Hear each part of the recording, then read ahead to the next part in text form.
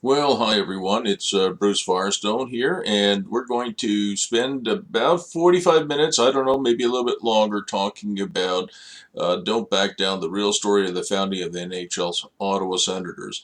I'm also going to do a little bit of a background so you know a little bit about how I got my start in real estate because I get asked that all the time, and I also get asked, well, okay, so since the Senators, what do you do? So I'll try and answer as much of that as I can.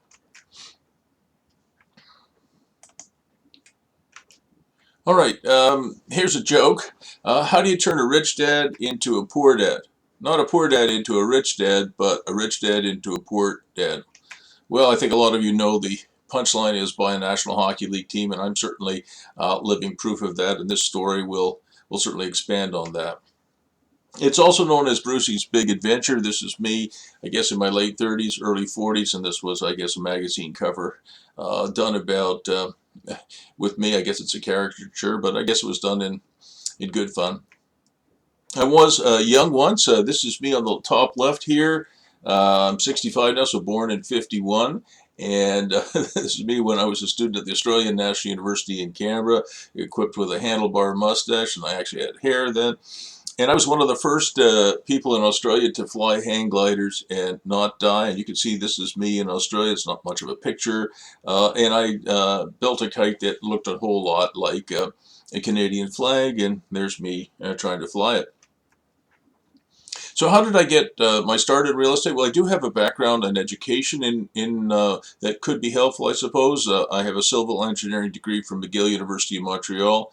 I did my engineering science degree at the University of New South Wales in Sydney, and I did my PhD at the Australian National University in Canberra in urban economics. Excuse me. I'm founder of the Ottawa Senators. I'm also a real estate broker with Century 21 Explorer. And I do quite a bit today. I do quite a bit of real estate investment and business coaching. A lot of people come to me and say, gee, I'd like to start my own business or have at least a side business, but I don't want to do any work. I want something that's easy to do, that's not very intense on the management side of things. But really, unless you have a few $1,000,000 in GICs or T-bills or something like that, everything, at least I found, everything requires a lot of work. Every business requires attention and care. You've got to care for it like you would a pet or a child, and I've got 5 of those. And it also takes time to develop a great business. Terry Matthews, who started Mitel and Newbridge and many, many other firms, a very well-known name in technology. He told me it takes 7 to 12 years to develop a great business, and if it takes Sir Terry 7 to 12 years, it'll probably take you and me longer. So how did I get involved with Terrace Investments Limited? It was purchased from a group of folks who were getting set to retire, and they were asking $350,000 for the business. And I was thinking at that time I was working for the government of Canada, and I was thinking of leaving. So I made them a full price offer. They thought, oh, this is great, but they wouldn't accept it because it was $10,000 down, and I'll owe you the rest, kind of like Dumb and Dumber, lots of IOUs. And I waited until a very cold day later that year, early the next year, I guess it was February of 1983, and finally they accepted because they didn't have any other offers. So $10,000 down, and STB stands for Seller Take Back, 5 years, no interest with principal payments every year. And that's how I got started. And the real question was, why would they sell it to me? Why wouldn't they sell it to anyone else? Well, in those days, in the early 80s and mid 80s, interest rates were going to 16, 18, 20%. So there wasn't a whole lot of demand for real estate companies. And what I said to them, the reason you should sell it to me, Derek Dupre, Ed Bellman, Murray Thompson, all the rest of them, is you can trust me to pay you. And, you know, the number one thing in life, in business, and even in your personal life, I think, is trust. And I said, you know, if you sell it to me, I'll work hard and I'll get you the rest of the money. And about 2 or 3 weeks before we actually closed on the deal, Derek Dupre asked me, so Bruce, where did you get the $10,000 down payment? And I said, I borrowed it, Derek. And he said, you actually don't have any money. I said to Derek, well, I never said I did. This was the first building, I think. This was one of the buildings they owned. It's an old plaza at on Maryville Road that's in Ottawa, and it's not much of a plaza, but you can see we did a little bit of renovation work on it, and I'm going to describe that a little bit later. So the address was 1025 Maryville Road. It was part of the asset package, and it was valued at $185,000. About half the purchase price was in this particular store. Now, one of the problems with it, at least as far as the sellers were concerned, is that it was at the end of a 25-year lease. So there was a 25-year lease with IGA, Independent Grocers Association, a small food store, and they were paying $1.87 per square foot per year triple net. That's not very much. And I went to see them and I said to IGA, I'm going to raise it to $350. And they said, well, you can't do that. We're IGA, which is a relatively big company, and who are you? You're just a excuse me, a young guy. And I said, yeah, but I'm the owner, and I'm going to raise it. And they said no. So the existing, the previous owners thought that was going to be a problem, and I saw it as a huge opportunity. So you could raise, presumably, hopefully, raise rents and increase value. So going back a slide here, I asked Barry Hoban, he was a young architect at that time, and now he's like me, he's a little bit older, to come along and see what we could do. And he put this canopy on, and he put these fake columns on, and we kind of we repainted it, and there is a new sign, I think, over here, yeah, and we redid the parking lot, and we made it look a little bit better. But the key thing was we divided it up into a bunch of different suites, so it wasn't all one space. And we subdivided it. We sold, rented some of it to Becker's, now Max Milk, at $14 a square foot. Some to Active Components, which is electronic component sales shop out of Montreal, for $6.85. And then we had Dubras Martial Arts, I think, in the lower level at $5. So we went from $1.87 to $14 and $6.85 at $5. So you can see that the income went way up, and we sold it. I sold it about 18 months later for $1.1 million. Remember, I bought the company for $350,000. So here's a little bit of an analysis, and I won't go into all the details on it, but you can see that if you buy something for $185,000, you renovate it as I did for $150,000, and you get $1.1 million, you don't have to worry about anything else. Your rate of return, your internal rate of return, IRR, is about 107% per year. If you're getting those kind of returns, you don't even have to bother calculating it. You're doing very well. And I went to see Derek and Ed, and I said, look, here's a check for the balance of what I owe you. And they said, well, it's not all due until, the end of the 5th year. I said, yeah, but you trusted me, and I thought I should come in and pay you out. And so I did. I paid them out a little bit early. Some of the other things that happened in that time, we had a partner called Admiralty Enterprises, and we had a number of warehouses that we owned together. And unfortunately, Admiralty Enterprises went into bankruptcy. And so this guy on the lower right-hand side, who was quite a well-known developer both in Canada and the United States, Bob Campo, came along, and he decided to buy the entire 80-property portfolio that Admiralty owned from the receiver, including 5 buildings that we owned 50-50 with Admiralty. But the good news was that Terrace Investments Limited had a right of first refusal.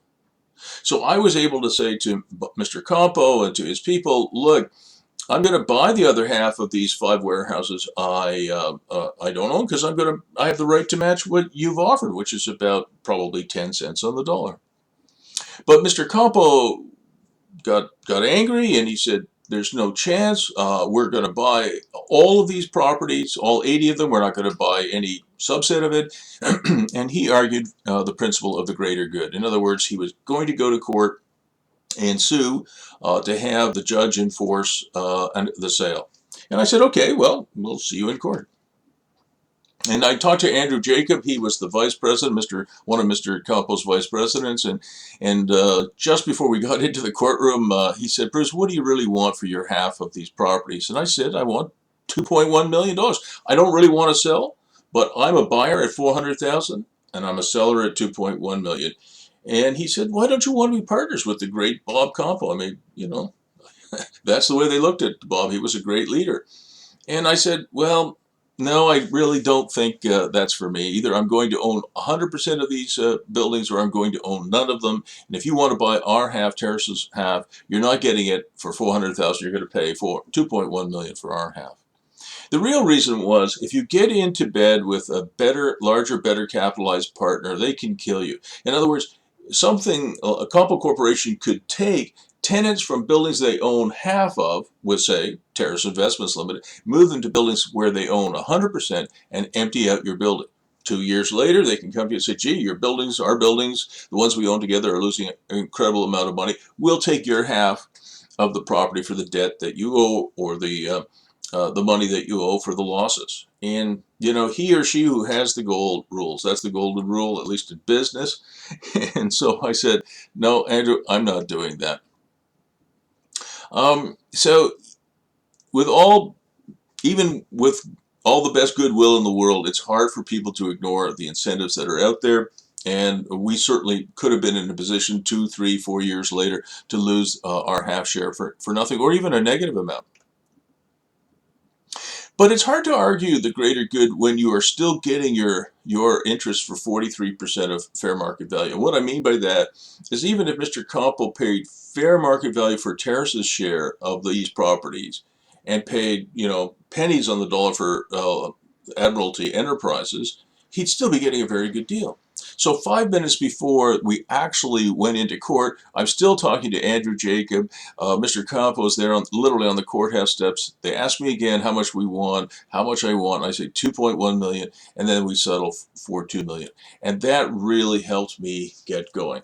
And here are some numbers. Even though Campo ended up paying $2 million for half of the properties that were owned by Terrace Investments Limited, and only $400,000 for that half owned by Admiralty, still, when you look at it, he ended up paying basically 43% of the value of the building. So he still got a very good deal. So I think the judge would have agreed with us, but we'll never know because there was a settlement. Here's another deal that helped me get going. So all of these things that I did are the kinds of things that you do as an entrepreneur, whether it's real estate or many other fields of endeavor, to get yourself going. You have to be creative, and entrepreneurs are constantly pulling rabbits out of the hat. This one is the Brook Street Resort and the Marshes Golf Club in Canada. I bought 62 acres of industrial land in Canada in 1994. Again, another tough time to buy real estate. So you might be seeing a pattern now that I started to buy property in the 80s and real estate in the 80s when interest rates went way up and everybody ran away from the markets. And again in 94 when Canada was going through a very, very tough recession. Industrial land in Canada had gone down by 90%, and we were paying prices for industrial land in Canada, which is a West End suburb of Ottawa, that were roughly 15 cents a square foot. Prices not seen, believe this or not, since the 1930s. So here we are 60 years after the end of the Great Depression, and land is being sold literally for pennies. So it was an opportunity to buy low. So I did. And how did I do that? Well, as an entrepreneur, you typically look for help from people who have capital, have money, but very little time, and maybe not as much expertise. So you have a balance. So what I did was I asked my 2 investor friends to each put up 50% of the money that we would require, but they would only end up with a 1/3 interest. And how does that work? They actually loan me 1/3 of the purchase price. I put that in, I pay them interest, but I actually have no money of my own invested in this property. And that's what happened. And the interest, even the interest would capitalize. And then a few years later, about 3 or 4 years later, Sir Terence comes to me, and Mr. Matthews comes to me and says, Bruce, we'd like to buy you out. I said, well, really, it's not for sale, Terry. But he was expanding his business park, his technology park, and he wanted to build a hotel, which you can see here in the lower right, which is called the Brook Street Hotel. He wanted to build a golf course called the Marshes, and he offered us $2.2 million. Remember, we paid $365,000 for it 3 years or 4 years earlier. So each investor got $725,000. They got their money that they loaned to me back. They got their interest paid. And their internal rate of return, I calculated it was 57%. But what was mine? What was mine? It was infinite because I had no money in there. So it really pays to understand how investors and entrepreneurs are like a symbiotic, I think that's the word, symbiotic creature. The investor brings cash, And the entrepreneur brings knowledge and operational skill, sales skills, and other kinds of sweat equity, and it can be a great return. I mean, think about that. We'll go back. 57% return for my investors is terrific, and of course, an infinite rate of return for me is even better. And I actually show some numbers here. You can always come back to these slides, or you can stop them at any time, but you can see how I calculated out their internal rate of return at 57%. I'm not going to go through this. As I said, you can stop it, you can look at it, and I do have other videos that are available that explain internal rates of return and how to calculate them, so you can look at that on your own speed. But the thing to look at is their internal rate of return is 57%. They invested $182,500 each, and 3 years later they got $725,000, and their rate of return 57%.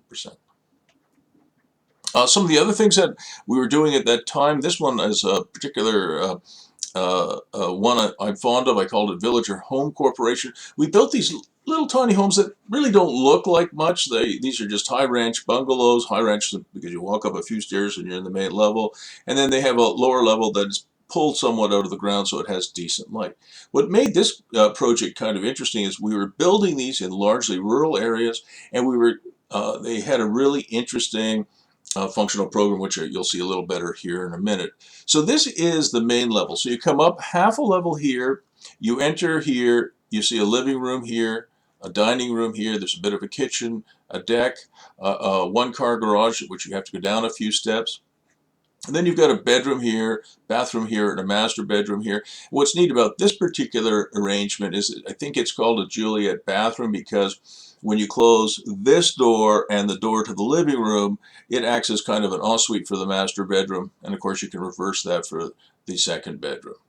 But then you get a little bit more interesting stuff happening. If you walk along the driveway here and you go in this door, so it's a second kind of front door, but it doesn't face the road, which is important. You go down half a level. I'm just trying to get my cursor to work. You go down half a level and you're in the basement. When you get to the basement, there's another door here you can see it, and that lets you into another apartment. So now you've got a little micro kitchen here, another family living room here, a gas fireplace here, and then you've got two more bedrooms, or a bedroom and a den with that bathroom configuration I showed you upstairs.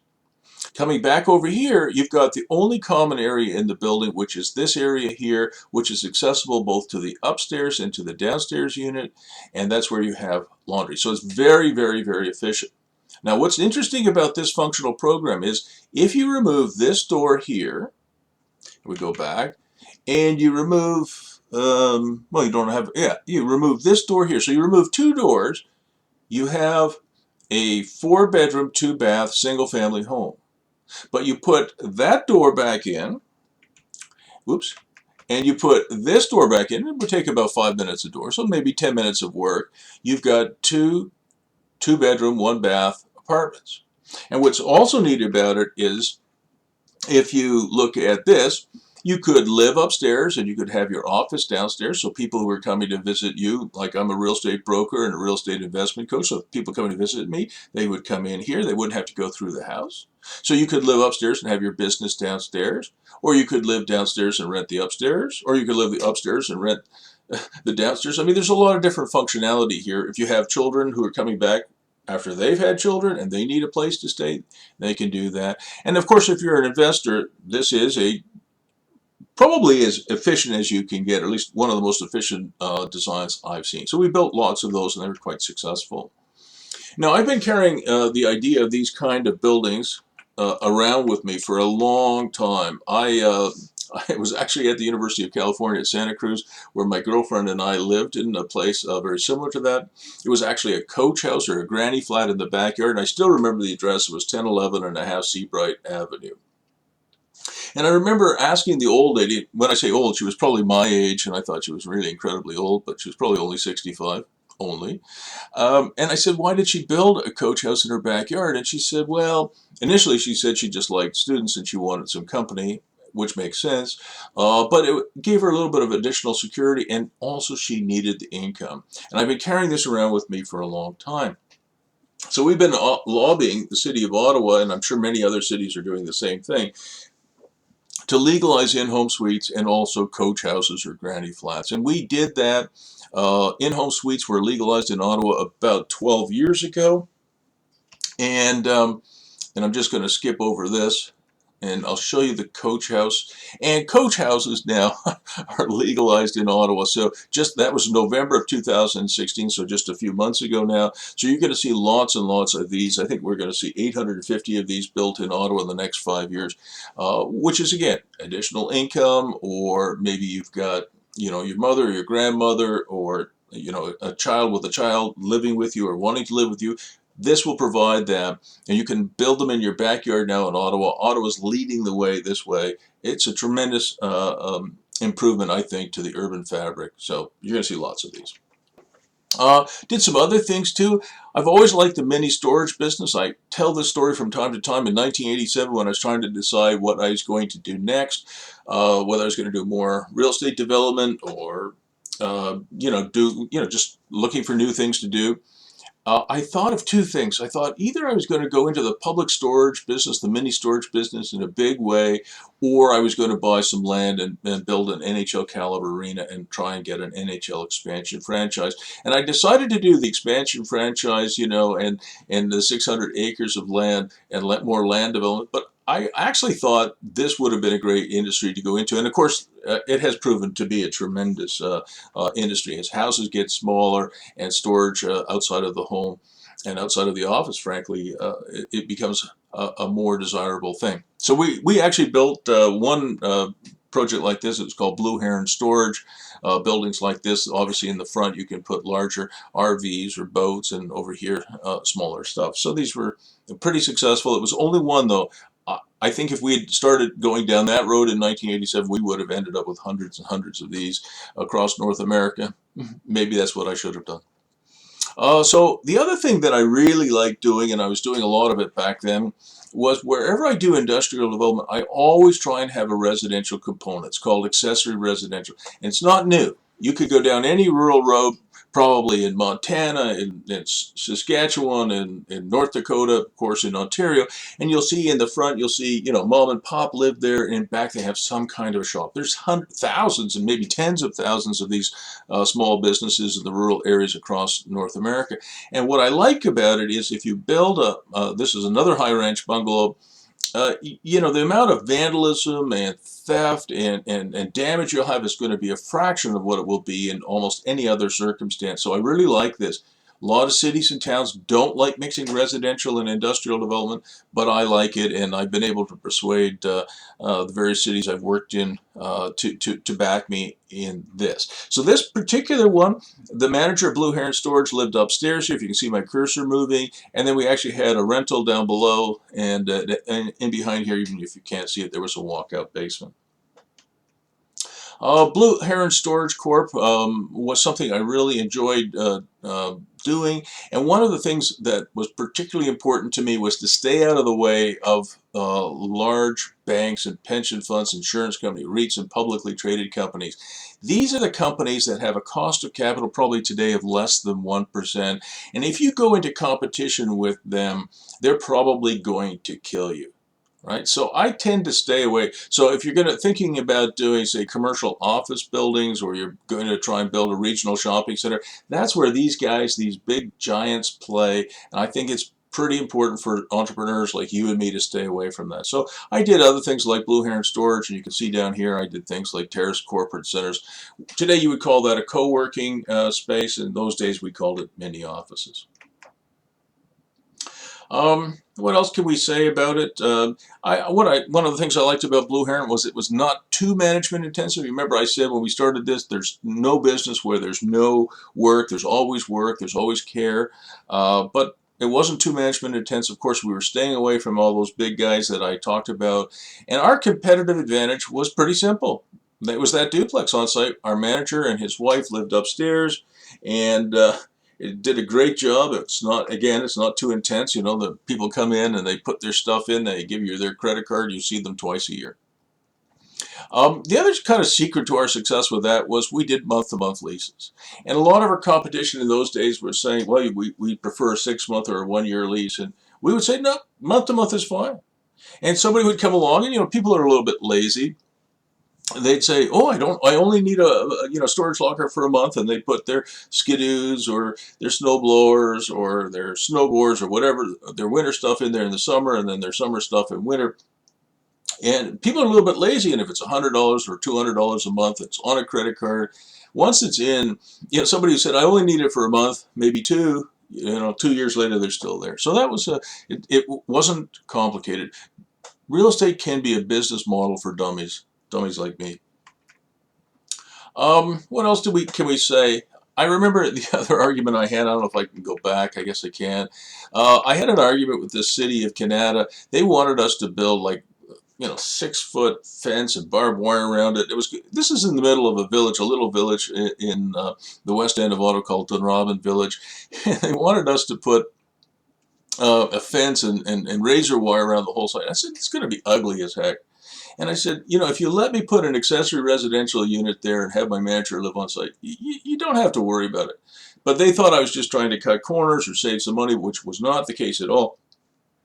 So I did put in a gate, so there's actually a gate. And in all the years that we owned it, which was 10 or 11 years, we actually never closed it. We never locked it. So that was our experience. We had about 92 to 94, maybe even 96% occupancy. And we bought those lands for $92,500. It was about 15 acres. I did the zoning myself and sold it a few years later for about 10 or 12 years later for about $1.1 million. Another business that I really liked, this was before Airbnb, but it's kind of the Airbnb model. We called it Presidential Executive Travel Apartments, PETA, not the Presidential PETA. What does it stand for? People for the Ethical Treatment of Animals. Obviously, same initials, different purpose. And we bought 16 ground floor condominiums at Holland Cross. That's in the west end of Ottawa. And then we had, I think, another 12 in the further west end. So we had about 28 units. And they were furnished, actually very nicely furnished. There was telephone, cable, basic kitchen, food stuff. Everything was ready to go. Cleaning service was there. And so a busy tech executive or somebody coming to do a government contract should come into Ottawa and rent one of these places for $3,000 a month. It was 1 and 2 bedroom units, and bring their family, and it was certainly better than a hotel. Now these days, if you had the same business, it obviously would have internet and Netflix and Spotify and some other cool stuff, but this is obviously before that. And you can see, this is a picture. I think I got this from Google. This is a street view. So we bought the entire ground floor. In other words, 16 of these condos on the ground floor. And as you can imagine, condos on the penthouse or close to the penthouse tend to go for more than condominiums that are, ground floor or even second floor. So I went to the developer and I said, I want to buy your entire stock of ground floor condominiums. And he went, hallelujah, this is great news. Why would you ever want to do that? Because we practically have to give them away. I said, because you actually have access from the outside. So somebody could come to Ottawa at 2 o'clock in the morning, a busy executive, and we used a very old-fashioned way of getting in. This is before, obviously, keypad locks and other kinds of lock facilities that are available today. We just had lock boxes, mechanical lock boxes. You come in, you put the key, your lock box in, you open it up, you get your code in, you get your key out, and in you go, you're good to go. So he sold it to us for a very good price, and it was a great business. The rents during those years, that was in the 1990s, were about $1,200, and we were getting $3,000 a month. It would obviously be more today. And we used it obviously not just for executives, but even when we were trading players or bringing in hockey-related people, it was a pretty useful thing to have. Again, it was not too management intensive. It was we had high quality tenants, so not a whole lot of damage to the units. There wasn't a lot of competition in those days. Obviously, Airbnb has made this a much bigger industry, and we developed long-term relationships with human resource managers at local tech firms and within government as well. So they knew we were there, and we had a very, very high occupancy as well. And if we ever wanted to exit, it was pretty simple, right? They're all condos, so you can just put them on MLS and hire a realtor. I'm available, by the way. and you could certainly sell them pretty easily that way if you ever needed to exit. Another business that we were involved in the early days was industrial condos, and I really like that business. In fact, somebody I think should do it, bring it back to life today, because I still think there's a lot of demand for it. So you could purchase industrial condos in Ottawa in the $165,000 to $350,000 range, and they kind of look like this. This is a project that my youngest son Matthew was working on, where you have a door, you have a sign band, and you have probably 20 or 24-foot ceilings, and then you can see over here you've got large garage doors at the back. So they're not particularly big. They're usually anywhere from 1,000 to 2,000 square feet, and they look quite decent. They have some parking, and obviously you can load and unload there. So you can own your own building, because I'm a big believer in owning your own facility. So to me, this is kind of like the home building business, but on the industrial side. We wanted to create, I always like having a little bit of differentiated value, and so one of the things that we did back in the day was we would give as an option, we would build a mezzanine. So somebody could come in here, have an office here, have an office there, and the back could all be warehouse with 20 or 24-foot ceiling height. So you could add a little bit of less expensive space at the mezzanine level, and of course more space, and you could average down your costs. There's some differences between industrial and residential leasing, and I thought I'd put them up here for you. One of the reasons why, if I was an investor in real estate, I'd probably have a few industrial condominiums in my portfolio is industrial. You typically have 5-year leases. In residential, you have 1 or 2-year leases, so there's much more churn in residential. Industrial leases tend to be net, net, net, which means your tenants pay all the operating costs and property taxes, and in residential, often the landlords end up paying quite a few costs on behalf of the tenant. There isn't much investor competition for industrial space. Everybody seems to want to be in the residential space. I guess in some ways they're concerned about how long it takes to lease vacant space, because it does take longer with industrial. But again, you've got 5-year leases as opposed to 1, so that kind of makes up for it there. Both of these industries have low vacancy rates. Again, industrial, I have found very, very, very low management intensity. Residential, it can be pretty intense, especially when you get a bad tenant. So not too many bad tenants on the industrial side, and they tend to be very independent. In other words, if they've got a problem, they'll throw a little glue at it and fix it themselves rather than call you. I did not have many debt collection problems. Industrial guys, I found, at least in my experience, tend to pay their debts. And of course, on the residential side, unfortunately, you do have tenants that refuse to pay. When they refuse to pay, evictions are not easy on the residential side, at least not in Ontario. But there are many other jurisdictions. New York comes to mind, where getting rid of a bad tenant is not easy.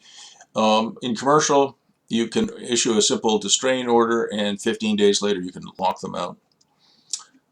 All right, let's see if we can go on here. But having said that, going back here again, because I coach a lot of people who are interested in real estate investing. Pretty much, I think 85% of them just want to do residential, which is fine. I understand that, but I really wish I could be more convincing and get people to do more industrial. They're afraid of it. They think, gee, I'm just not familiar with it, and it sounds kind of risky, even though I think it might be about the same risk or even less. Units that are vacant. Okay, a lot of people don't buy units that are vacant because, again, they're afraid, how long will it take to rent them? And by the way, even on the residential side, when I see a building that's vacant and I get vacant possession, I'm glad. I would rather pick my own tenants, whether they're residential or commercial, because I think I can do a better job of that, and I'm very careful at that. And I think I can do a better job on the leases. Make the leases a little bit more like net leases. In other words, have tenants pay their fair share. That's kind of what I think. And you ought not to be afraid of buying in a recession. If you think about this little video that I've done so far, 35 minutes so far, if you think about it, right? The great recessions of the 80s and the 90s were terrific times to buy. And then the recession of 2008, 2009 might have been, of all the recessions in my career, might have been the best. I'm going to give a couple more examples and then I'm going to take a break. I'm going to do this in two parts. This is another place. I bought some land in 1983.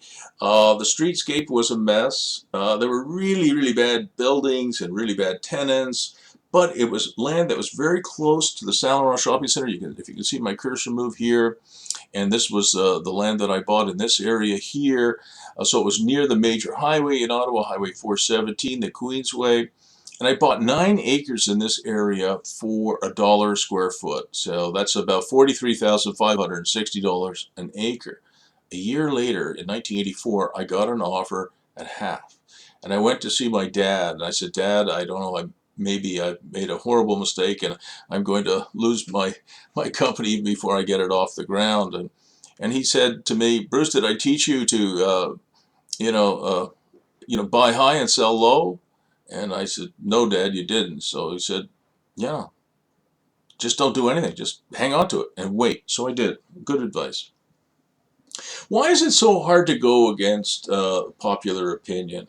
When everybody else is selling, because they're worried about interest rates going up, or everybody is talking about a recession, coming soon. Why is it so hard? And because we're all sheep-like, we're all influenced by our friends. And, when you go to buy a suit or you go to buy a dress, the first thing you ask is, well, is this in fashion? Is this something that's in style? I mean, I don't really know all the styles, and I have to rely on the salesperson to tell me that, right? But not in real estate. Right? And the other problem is that banks only lend money when you don't need it, right? So when banks see a recession coming, they're people too. They're afraid. They stop lending, and everybody, becomes frightened. That is the best time to buy if you can. The reverse is also true. When everyone is buying, and we have a situation in Toronto. I'm speaking in 2017, where I think house prices in last year went up 30%. Boy, oh boy, if you ever wanted to sell, this would be a good time to sell.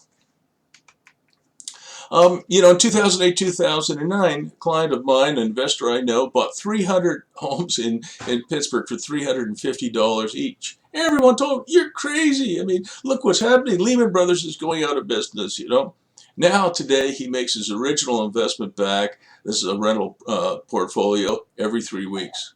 Imagine that. Imagine if you owned a house that was, say, worth $400,000 and you got that money back every 3 weeks. You can see what I'm talking about, right? And there's a great story. It's kind of a touching story about a man in the Twin Towers. He was above where the planes hit. And he and 2 women were going down into the smoke and the fire. He said, we've got to get out of this building. And they met a group going up. And they said, you've got to go up. We've got to go up. They're going to bring helicopters, and they're going to take us off the top of the roof. We can't go down. There's smoke down there. There's fire. There's heat down there. And the 2 ladies turned around and went back up with all the other people. And he tells the story. He stood there and he was shaking, but he figured out how long would it take to remove 1,000 or 2,000 people from the roof of the Twin Towers. How long would that take? That could take a week. He didn't figure they had that long. He kept going. He went down through the smoke and the fire and the flame. He got out of the building, and 5 minutes after he was out of the building, those buildings came down.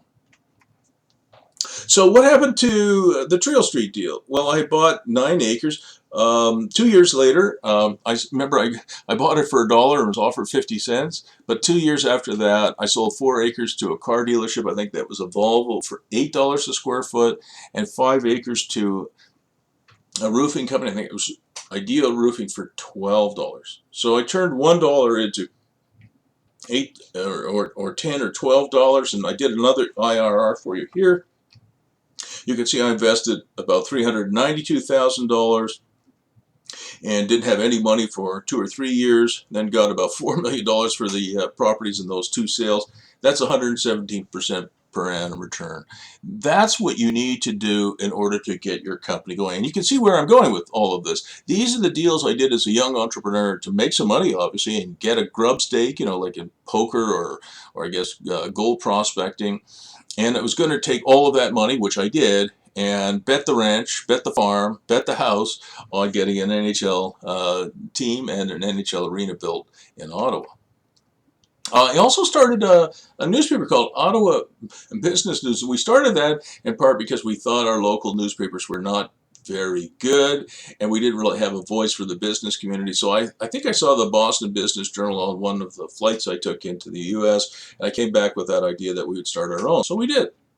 And it's been rebranded. You can see that over here. It's now called Ottawa Business Journal, still going strong in 2017. And it was started in 1986, in April of 1986. And I asked my colleagues three questions in 1986. How are we going to get noticed? You know, we're up against huge competitive, I mean, back in those days, the newspaper industry was flourishing and they were real competitors for us. So how do you get media attention? How do you get attention in the marketplace? How do you get a seat at the table when all those big guys are you know, they're taking up almost all the oxygen? So what we decided to do was we decided to bring paper boxes. You know those things you see on the street corner where you can, you know, put in your 25 cents and get a newspaper. We brought them into Ottawa, and you know, I know you all know this expression. Entrepreneurs would rather ask for forgiveness than beg for permission. There were no paper boxes in Ottawa, and so we bought hundreds of them in the United States. We put them on semi-trailers. We brought them to Ottawa. We dumped them on the sidewalks around Ottawa, chained them to posts everywhere, and we had these billboards working for us 24/7. You can imagine, though, what happened, right? Our competition, the big newspapers, said, "Oh, you can't do that," and they were really upset. And you know, they're ugly, and some citizens didn't like them either. You know, it's cluttering up the sidewalks. You know, maybe I shouldn't have done it, but that's what we did. And we have, you know, what I said to the guys back in '86 is we have to be more like the North Vietnamese, right? They were very intrepid and very tough in the wars that they fought, not only against the Americans, but they fought against the French before that, and afterwards they fought China. And I think they fought China to a standstill, too. So there are 86 million North Vietnamese and Viet Cong facing 307 million Americans. You might think there's no competition. But when you think about it, I think the Americans had like almost 14,000 kilometers of supply chain, and the Viet Cong and the Viet Minh had about 1,000. So it's called a tooth-to-tail ratio. In actual fact, even though there were many more Americans, of course, much richer, the tooth-to-tail ratio tends to indicate that the North Vietnamese and Vietnam would win that war, which of course they did. And so we did a little bit of that with our paper boxes. We had hundreds of them all over the city, and we were getting lots of notice and lots of publicity, even some of it negative publicity, and the newspaper has been going since '86, and it's now 2017. So you have to use whatever leverage is available to you, and unfortunately, it's guerrilla marketing as opposed to just money. All right. So by the late '80s and early '90s, we were facing a little bit of a problem, right? Again, our industry, I was building office buildings and shopping plazas and subdivisions and houses and all kinds of other things. But one of the problems we were having is we were getting $18 per square foot for office space in the early '80s. And then when all these big guys, the pension funds and the REITs and others come into the industry, all of a sudden, just 5 or 6 years later, we're getting $6.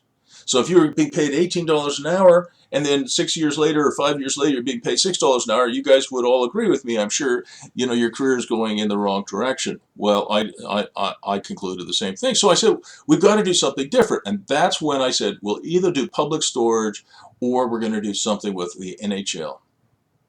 All right. And so I asked, what does Toronto have that Ottawa doesn't have? And I said, well, they've got things like a zoo. I'm not that interested in animals. They've got things like the Princess of Wales Theatre. They've got Wonderland, which is pretty cool. I think they call it Paramount Canada's Wonderland now. But they also have an NHL team called the Toronto Maple Leafs. And I said to my co-founders, Cyril Leader and Randy Sexton, I think the NHL is ready to expand. And I think maybe Ottawa's big enough for a National Hockey League team. So it's time to bring back the Ottawa Senators.